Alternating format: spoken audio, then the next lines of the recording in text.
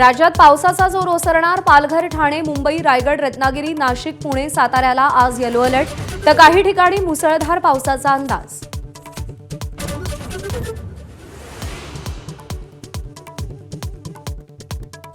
राज्य मंत्रिमंडळाची आज बैठक. अतिवृष्टी आणि पूरग्रस्तांना काय मदत मिळणार याकडे लक्ष. तर दिवाळीपूर्वी मदत मिळावी शेतकऱ्यांची अपेक्षा.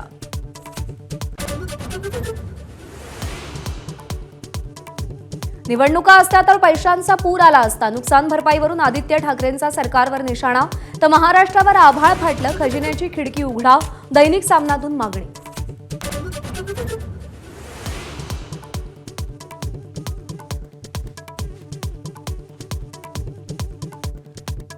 अहिल्यानगरमधील राड्या प्रकरणी 200 जणांवर गुन्हा दाखल. आतापर्यंत 39 जण ताब्यात. कोटला परिसरात तणावपूर्ण शांतता.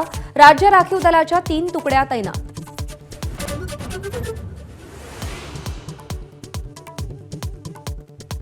रांगोळीवरून झालेल्या राड्यानंतर अहिल्यानगरमध्ये तणावपूर्ण शांतता. एमआयएमचे अध्यक्ष असदुद्दीन ओवैसींची अहिल्यानगरच्या मुकुंदनगरमध्ये सभा. मात्र पोलिसांकडून सभेला परवानगी नाही.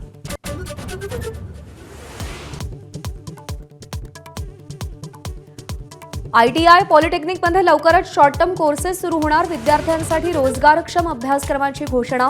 पंतप्रधान मोदी पहिल्या तुकडीचं ऑनलाईन उद्घाटन करणार.